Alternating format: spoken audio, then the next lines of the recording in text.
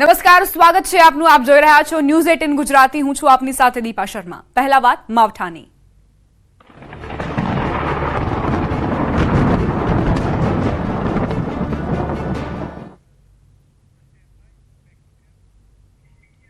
હવામાન વિભાગની આગાહી બાદ વરસાદ અંગે જે આગાહી કરી હતી તે સાચી પડી છે. 24 કલાક દરમિયાન દક્ષિણ ગુજરાતના અમુક વિસ્તારોમાં સામાન્ય વરસાદ પડવાની શક્યતાઓ દર્શાવાઈ છે. દક્ષિણ ગુજરાતના ડાંગ, તાપી, નવસારી, વલસાડમાં સામાન્ય વરસાદ પડવાની સંભાવના છે. તો આવતીકાલથી તાપમાન વધશે. આવતીકાલથી વાતાવરણ સૂકું રહેશે.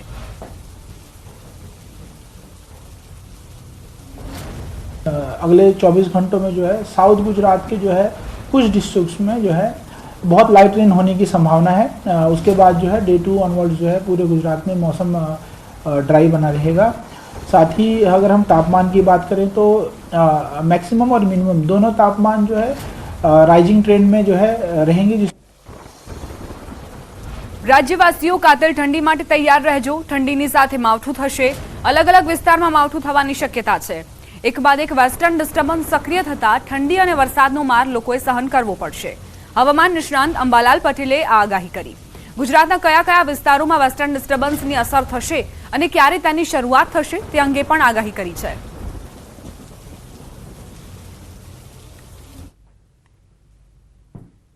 એક 5મી માર્ચે એક વેસ્ટર્ન ડિસ્ટર્બન્સ આવી રહ્યું છે. બીજું એક 8મી ડિસેમ્બરે વેસ્ટર્ન ડિસ્ટર્બન્સ આવશે અને ત્યાર પછી તારીખ 11-12માં એક વેસ્ટર્ન ડિસ્ટર્બન્સ આવવાની શક્યતા રહેશે. બીજું 11-12નું જે વેસ્ટર્ન ડિસ્ટર્બન્સ છે એ મજબૂત હશે અને આ વેસ્ટર્ન ડિસ્ટર્બન્સના કારણે આંધી, વંટોળ, પવન, તેજ ગતિના પવનો રહેશે અને ગુજરાતના કેટલાક ભાગોમાં વરસાદ થવાની પણ શક્યતા રહેશે. તારીખ 11, 12, 13માં તો 14માં તો રહેશે જ, પરંતુ તારીખ 15, 16માં પણ આ ગતિવિધિમાં વાદળવાયુ રહેશે અને 18થી 21માં પણ વાદળવાયુ રહેવાની શક્યતા રહેશે. એક પછી એક વેસ્ટર્ન ડિસ્ટર્બન્સ આવશે. માર્ચ અને એપ્રિલમાં પવનના તોફાન આવશે. કરા સાથે વરસાદ ખાબકશે. અંબાલાલ પટેલે આ મોટી આગાહી કરી. વેસ્ટર્ન ડિસ્ટર્બન્સ હજુ એક પછી આવવાની શક્યતા રહેશે. માર્ચમાં તો વેસ્ટર્ન ડિસ્ટર્બન્સ આવશે, પરંતુ એપ્રિલમાં વેસ્ટર્ન ડિસ્ટર્બન્સ આવશે. આ 2 માર્ચ છે એમાં પવનના તોફાનો, કરા પડવા, વીજળીની ચમત્કૃતિઓ, આ બધી બાબતો થવાની શક્યતા રહેશે અને આ જે છે માર્ચ અને એપ્રિલ માસ, આ બંને માસો જે છે એ માસમાં હવામાનની દ્રષ્ટિએ વિષમ હવામાનની વિપરીત અસરો. ઠંડી માવઠાની સાથે સાથે ઉનાળાને લઈ પણ આગાહી કરાઈ છે. 20મી માર્ચથી ઉનાળાની શરૂઆત થશે. ફાગણમાં ગરમી પડશે. અંગ દજાડતી ગરમીની પણ અંબાલાલ પટેલે આગાહી કરી.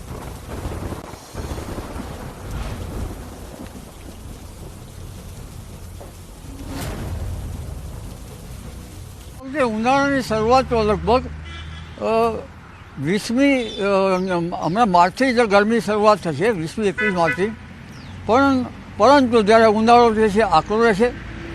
ફાગણ માસમાં પણ ગરમી વધારે પડશે. માર્ચ માસમાં પણ પાછલા દિવસમાં ગરમી વધારે પડશે.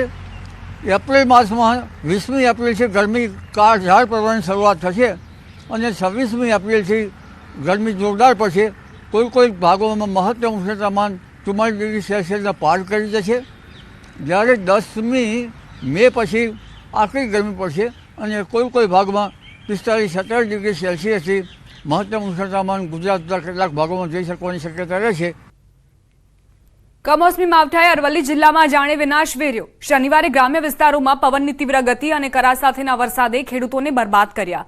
ભિલોડાના ખેરોજ કંપા ગામમાં 1500 વીઘા વિસ્તારમાં કરાયેલા વાવેતરમાં મોટું નુકસાન થયું. ઘઉં, ચણા, બટાકા, પપૈયા, તમાકુ, ડુંગળી અને વરિયાળી જેવા પાકોનું ગામના 50 ખેડૂતોએ 1500 વીઘામાં આશરે 3 કરોડના ખર્ચે વાવેતર કર્યું હતું. પરંતુ શનિવારે સાંજના સમયે ત્રાટકેલો કમોસમી વરસાદ પાક માટે તબાહી લાવ્યો. સરકાર સર્વે કરી તાત્કાલિક સહાય ચૂકવેની ખેડૂતોએ માંગ કરી. ખાલી અને બિયારણની કિંમત જ 40,000 રૂપિયા થાય છે. એટલે વીઘે 40,000 રૂપિયાનો બિયારણનો ખર્ચો કરીને વાવ્યું અને ખૂબ મોટી આશાએ બધું વાવેલું હતું.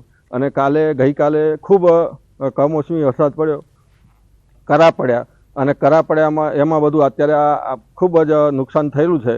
મેં આ ડુંગળીનો પાક વાવેતર કર્યું હતું. એમાં વીઘાના 40,000નો ખર્ચો હતો ને 5 વીઘામાં વાવેતર કરેલું હતું. લગભગ અંદાજે 5 થી 6 લાખનું અંદાજે નુકસાન છે કમોસમી વરસાદને કારણે. મેં 10 થી 12 વીઘામાં પપૈયાનો પાક લગાવેલો હતો. ખૂબ ઉમળકા સાથે પપૈયાનો પાક લગાવેલો. 40 થી 50 હજાર રૂપિયા વીઘે ખર્ચો કરેલ, પણ કમોસમી વરસાદના કારણે કરા પડ્યા અને ખૂબ નુકસાનનો વેઠવાનો વારો આવ્યો છે. તો સરકારશ્રીને નમ્ર અરજ છે કે આવી પડેલ આફતમાં મદદરૂપ થાય એવી ખેડૂત તરફથી હું વિનંતી કરું છું. મેં ટોટલ 12 વીઘામાં વરિયાળી કરેલી હતી. કમોસમી વરસાદ અને કરાના કારણે મારી વરિયાળીની હાલત પૂરી થઈ ગયેલી છે, જેના કારણે મને નથી ગણી તોય 10 થી 12 લાખનું નુકસાન આજે તમે જોઈને ખબર પડશે. અને આજે અમે ખેતરમાં જ છીએ. સરકારશ્રીને નમ્ર અપીલ કે મને જે તે આ નુકસાન થયું જે શક્ય બને એની મને જે મદદ થાય એટલું મદદ કરવા નમ્ર અપીલ. રાજ્યમાં છેલ્લા 2 દિવસથી અચાનક વાતાવરણમાં પલટો આવવાથી ખેડૂતોને ખેતીમાં વ્યાપક નુકસાન પહોંચ્યું. અરવલ્લીમાં રવિ સિઝનમાં કુલ 1,24,000 હેક્ટર જમીનમાં ખેડૂતોએ જુદા જુદા પાકોનું વાવેતર કર્યું. અરવલ્લીમાં રવિ પાકમાં વાવેતર કરાયેલા ઘઉં, મકાઈ, વરિયાળી, બટાકા જેવા પાકોને ભારે નુકસાન ગયું છે. અરવલ્લી જિલ્લા ઉપરાંત શામળાજી સહિત અનેક જિલ્લાઓમાં વરસાદ વરસ્યો છે. ઘઉં અને મકાઈના પાકનો સોથ વળી ગયો છે, ત્યારે ખેડૂતોએ સરકાર પાસે સહાયની માંગ કરી.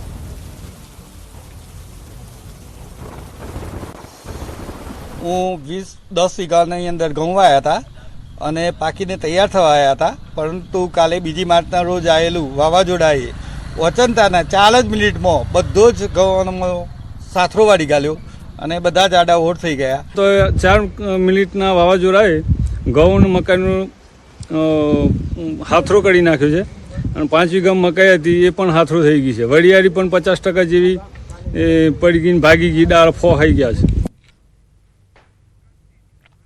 માર્ચમાં પડેલા માવઠાએ ખેડૂતોના મોઢામાં આવેલો કોળિયો છીનવી લીધો છે. સાબરકાંઠાના હિંમતનગર તાલુકામાં ઘઉંની લણણીની સિઝન હતી, પરંતુ કમોસમી વરસાદથી ઘઉંનો તૈયાર થયેલો પાક જમીનદોસ્ત થયો.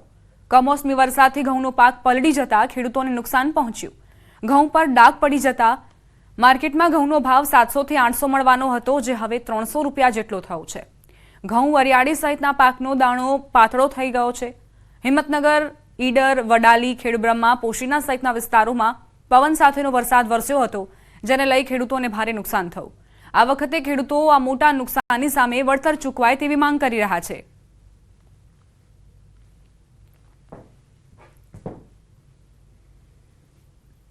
અમારા ઘઉંનું વાવેતર કરેલું હતું, ચણાનું હતું, વરિયાળીનું હતું અને જીરુંનું હતું. અત્યારે ઘઉં એટલા બધા નીચા જમીનદોસ્ત થઈ ગયા છે. એમાં કેવું છે કે જમીનદોસ્ત થવાથી વરસાદ એટલો બધો પડ્યો છે, અંદર ઘઉંની અંદર ડાઘી પણ થઈ ગઈ છે. આ ઘઉં હવે માર્કેટમાં અમે લઈ જઈએ તો માર્કેટમાં આનો ભાવ જ ના આવે. એટલે આ વર્ષે જે પાક તૈયાર થવાની તૈયાર થયું અને આ કમોસમી વરસાદ અને જે વાવાઝોડું આવ્યું એમાં અમારા ઘઉંનું નુકસાન થયું છે અને વરિયાળી પણ ભાંગી ગઈ બધી. અને આ બાજુ ચણા અને જે જીરું આવેલું છે એ પૂર્ણતઃ એકદમ ખલાસ થઈ ગયું છે. અને ગઈ સાલ પણ આવું બન્યું હતું કે ગઈ સાલ પણ અમારે જે પાક તૈયાર થવાનો આવ્યો અને મોટા પાયે નુકસાન થયું. સાબરકાંઠામાં કમોસમી વરસાદે કહેર વરસાવ્યો. ભારે પવન અને માવઠાના કારણે ખેડૂતોના પાકને વ્યાપક નુકસાન પહોંચ્યું. ખેડૂતોનો પાક જમીનદોસ્ત થયો છે. ઘઉં, વરિયાળી, જીરું સહિતના પાકમાં નુકસાની છે. ખેડૂતોનું કહેવું છે કે પાકમાં સોથ વળી ગયો. આ પાક બજારમાં વેચવા જઈશું તો ભાવ પણ નહીં મળે. ખેડૂતોએ સરકાર પાસે સહાયની માંગ કરી. ખેડૂતોનો આક્ષેપ છે કે અગાઉ પણ સહાયના નાણાં ચૂકવવામાં નથી આવ્યા.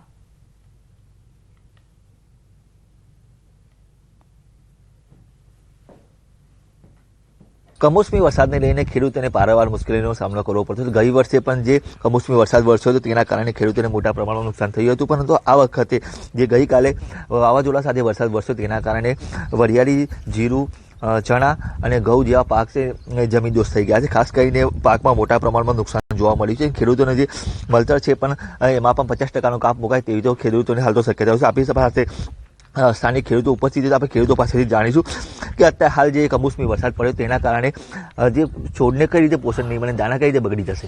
અત્યારે ઘઉંમાં એવી પરિસ્થિતિ છે કે કાલે કમોસમી વરસાદ પડ્યો એના કારણે જમીનદોસ્ત થઈ ગયા છે અને દાણા હજી અધૂરા અમારા પાકેલા છે અને અમારો હજી સમય આનો લેવાનો હતો, પણ એ સમય અમારા કુદરતને આધારિત અમારું આ બધું નુકસાન થયું છે.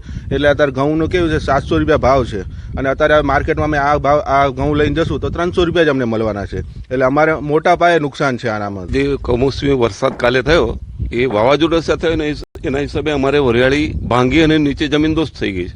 કારણ કે જમીનદોસ્ત થઈ એટલે કાળી પડી જવાની, અને જે ભાઈએ કીધું એ પ્રમાણે માર્કેટમાં લઈને જશો તો એનો લેશે કે નહીં પેલો પ્રશ્ન છે. અને ચણામાં જોઈએ તો ચણા તો જમીનમાં માટીમાં મળી ગયા છે, એટલે હાથમાં કઈ દાણો આવવાનો નથી. આપને પૂછવા માંગીશ કે સરકાર દ્વારા કોઈ આપને વળતરની માંગ કરાઈ છે ગઈ સાલ, અને ગઈ સાલ કોઈ વળતર મળ્યું હતું?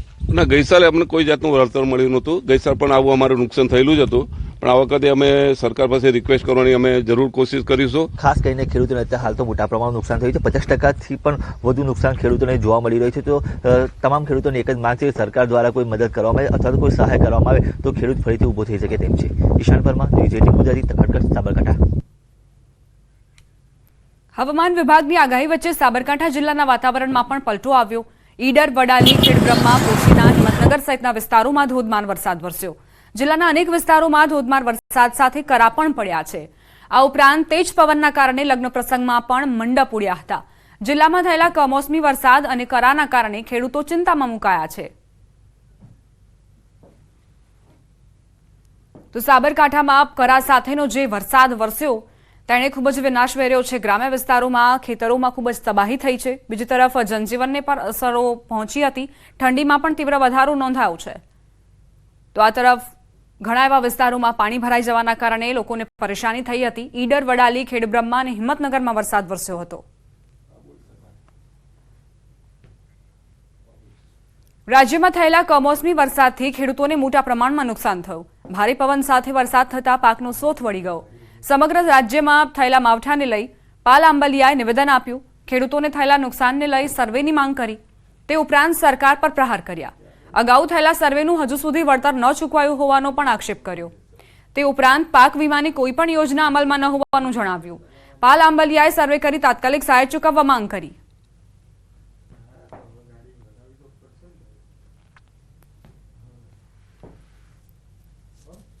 પોણા ઇંચથી લઈ અને 1-1.5 ઇંચ વરસાદ થયો છે. અને આ 1-1.5 ઇંચ વરસાદના કારણે ખેડૂતોનો રાયડો, ચણા, ઘઉં અને ખાસ કરીને જીરાના પાકને બહુ બધું મોટું નુકસાન થયું છે. વળતર મળ્યું નથી, ત્યારે આ વખતે સરકારને વિનંતી છે કે તાત્કાલિક સર્વે કરવામાં આવે અને એનું વળતર પણ તાત્કાલિક ચૂકવવામાં આવે. સમાચાર